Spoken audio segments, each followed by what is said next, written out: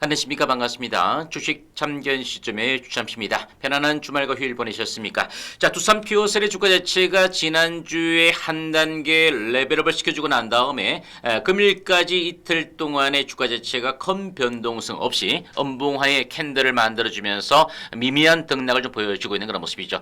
자, 그만큼 제가 주가 자체가 일전에 4월 말에도 마찬가지입니다. 한 단계 주가가 레벨업을 시켜주고 다시 한번 이달에 레벨업을 시켜주는 구간 속에서 결국은 어떻습니까? 하반기로 가면 갈수록 실적적인 부분 자체에 대한 턴어라운드가 이끌어질 수 있는 그런 기대감과 함께 주가가 좀 많이 빠졌기 때문에 외국인들의 외국계 창구를 통해서 강력한 수급이 유입되고 있어서 주가 자체가 현재 25,000원 정도 구간까지는 매물백에 부담이 없는 구간 속에서 직전에 지난해 11월 달과 올해 1월 달에 쌍봉을 만들어줬 이 가격대 24,000원 선부터 시작해서 25,000원 구간까지는 매물백에 부담이 없는 그런 모습이니까 스윙적인 관점에서는 올 하반기에 실적 개선에 어떤 기대치를 갖고서 우리가 보유해 들어가신다면 오히려 충분히 단기적인 수익이 나올 수 있는 그런 구간이다라고 말씀을 드렸습니다. 물론 핵심 자체는 바로 SOFC죠. SOFC 한마디로 이제 우리가 쉽게 생각해서 고체 산화물 연료 전지 아니겠습니까?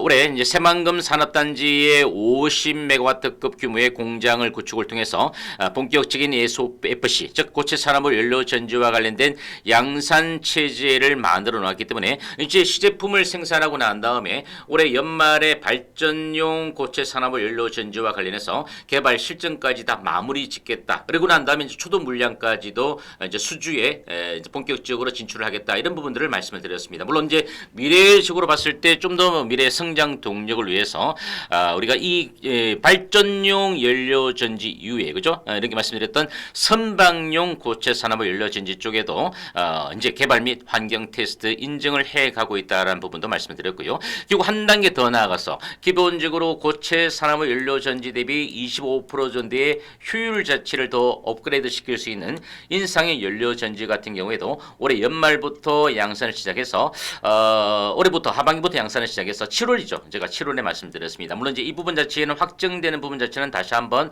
확인하고 난 다음에 말씀드리겠습니다만은 7월부터 양산 체제에 일단 본격적으로 청정수소 발전소의 수주에 대응해 가겠다라는 그런 부분들이니까 앞으로 조금 이제 하반기로 가면 갈수록 1분기의 실적적인 부분 자체는 말씀드렸지만 매출액은 좀 시장의 전망치보다 조금 그죠 하회된 그런 모습이죠. 물론 이제 매출액과 영업이익이 1분기에 지난해 YOY 기준으로 다 좋지 못했던 것도 사실이긴 합니다. 다만 영업이익적인 부분 자체가 좀 시장의 컨센서스에 부합하는 정도의 실적이 나왔던 그런 모습인데 일단 2분기부터 시작해서 아무래도 조금씩 그죠 발전용 연료 전지의 기자재 공급 자체가 조금씩 정리가 되어지면서 하반기로 가면 갈수록 매출액 인식이 집중되어지면서 외형까지도 커질 수 있다라는 그런 부분도 좀 말씀을 드렸기 때문에 우리가 조금 이제 많이 빠져 있는 구간 속에서 이제 바닥권을 18,000원을 확인하고 난 다음에 1차, 2차 상승을 보여주는 구간인데 물론 이제 올라가는 구간 속에서 강력한 수급 자체가 좀 더 이제 유입되기 위해서는 물론 이제 2분기부터 시작해서 1분기 대비 실적적인 플러스의 요인 자체와 더불어서 제가 조금 전에 말씀드렸던 그런 부분들이 수주 전에 돌입할 수 있는 준비 자세가 완벽하게 갖춰지는지 이 부분에 대해서 메이저 수급도 관심 있게 지켜보지 않을까 이렇게 말씀을 드리겠습니다.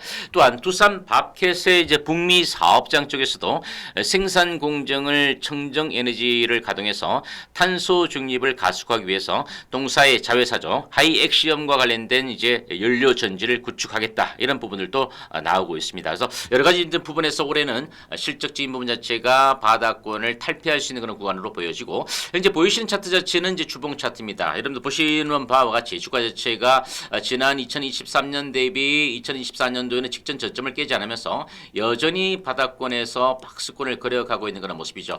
일단 25,000원까지 뚫기 전에 물론 이제 60제 이평선의 저항 박스권의 상단 부분 자체를 뚫어내야만 되는 그런 모습인데 다만 거래량 자체가 완전히 거래 바닥 주가 바닥을 만들어주고 있는 구간 속에서 하반기 실적 개선에 대한 기대치가 반영이 되어진다면 거래량의 볼륨 자체가 조금씩 점진적으로 증액이 되어지면서 이 박스권 구간 자체의 상향 돌파가 이끌어지지 않을까 이렇게 보여집니다. 물론 3만 원까지 가기 이전까지는 우리가 월봉상으로 놓고 봤을 때는 저항 구간이 분명히 있습니다. 그죠? 26,000원 정도에서는 확실히 20개월 선의 저항 자체가 있는 그런 모습이라서 나중에 여러분들이 스윙적인 관점에서 놓고 봤을 때 월봉상 이 가격대가 돌파가 되어지면서 3만 원까지는 다시 한번 2차 상승을 보여줄 것이다라는 인식을 좀 우리가 해보시면 좋지 않을까. 그래서 기본적으로 올해 상반기가 좀 넘어가는 시점에서 좀 빠르게 회복률을 보여주면 좋을 것 같은데요. 아무튼 20개월 이평선의 저항 자체가 돌파가 되어져서 안착이 시도가 되어졌을 때 오랫동안의 중장기적으로 주가 자체가 하방으로 떨어졌던 이 부분에 대한 변곡점 자체가 나중에 좀 드러나지 않을까라고 보여집니다.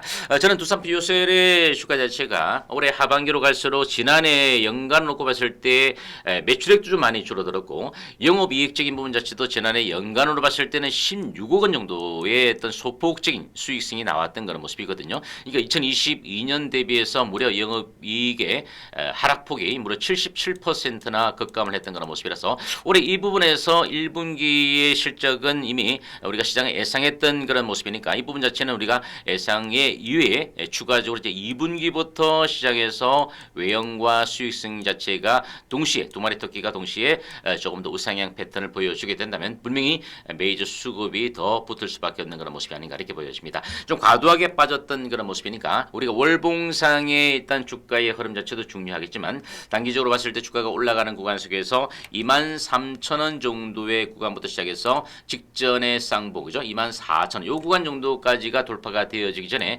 이번 주 같은 경우에 좀 적정하게 주가 자체가 눌림목 조정이라기보단 마디 조정 정도를 좀 주고 난 다음에 좀 저점을 일단 기본적으로 120일 이평선을 좀 지지를 바꿔서 한 단계 도약할 수 있는 쪽에 무게감을 더 보시는 것도 좋지 않겠는가 이렇게 말씀을 드립니다.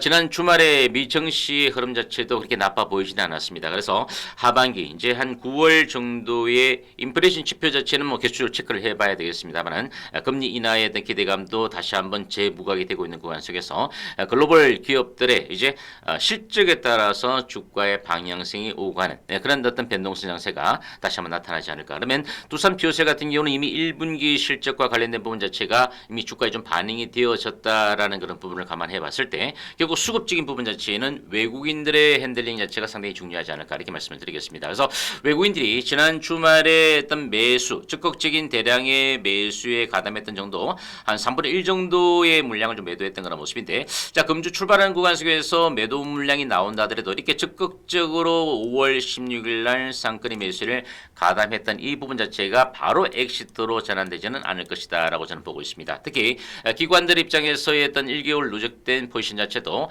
이미 이제 순매수로 전환이 되어지고 난 다음에 개수적으로 매수와 매도가 번복되는 과정 속에서 아직은 기관들이 확실하게 방향타를 설정을 하지 않았다라고 보여지는 만큼 일단 외국인들이 먼저 선행적으로 1차적으로 주가 자체를 레벨업 시켜주고 난 다음에 기관들도 하반기에 대한 어떤 긍정적 실적에 대한 펀더멘털에 대한 기대치가 좀 반영이 되어지게 되었을 때 결국 다시 한번 주가 자체가 올라서지 않을까 이렇게 보여지니까 지금 현재 구간은 얼마만큼 수렴 과정을 거치고 난 다음에 주가 자체가 올라가느냐 아니면 빠르게 주가 자체가 모멘텀을 받아서 올라가느냐 이 두 가지 정도로 여러분들이 이해를 해보시면 되지 않을까 이렇게 말씀을 드리겠습니다. 따라서 결론적으로 25,000원까지의 매물벽 부담이 없는 그런 모습이라서 24,000원 정도 그죠? 직전에 쌍봉 정도의 수준까지 올라서고 난 다음에 오버슈팅을 한 25,000원 정도까지 찍어주지 않을까 이렇게 보여지고요. 그리고 난 다음에 적정한 수준에서의 등락을 보여주고 난 다음에 주가지가 다시 한번 우상향 쪽으로 좀 더 추가적인 상승 흐름 쪽으로 이어질 수 있는 쪽으로 여러분들이 보시면 좋을 것 같습니다. 따라서 좀 장기적 관점에서 놓고 본다면 충분히 주가 자체가 지금 현재 가격이 상당히 바닥권 영역에 있다라는 그런 부분에 대해서 다시 한번 인식을 해보시고 손실을 보신 분들은 지금 좀 미세하게 주가 자체가 일단 바닥 탈피의 징후를 보여주고 난 다음에 반짝 상승 이후에 조금의 쉬어가는 그런 템포 조절을 보여준다 하더라도 지금 현재 구간 자체가 오히려 길게 봤을 때 평균 단가에 대한 매수 단가를 낮출 수 있는 전략적으로 조금 더 추가로 매수에 가담하는 것도 저는 나빠 보이지 않는다라고 말씀을 드리겠습니다. 마지막으로 공시적인 부분 자체에 대해서는 뭐 특이한 공시 자체가 없는 그런 모습이라서 공시화 그리고 수급적인 부분 자체에 대한 어떤 변곡점 이런 부분들 다시 한번 우리가 살펴보고 여러분께 또 매매에 참조가 될 수 있는 뭐 긍정적인 이슈가 나왔을 때 빠르게 영상 업로드를 통해서 신규 영상 올려드리도록 하겠습니다. 여러분들도 신규 영상을 빠르게 좀 받아보시기 위해서라도 주참시 채널 성장을 위해서라도 구독과 좋아요 한 번씩 눌러주시고 새로운 영상을 통해서 다시금 찾아뵙도록 하겠습니다. 지금까지 영상 청취해 주셔서 감사드립니다.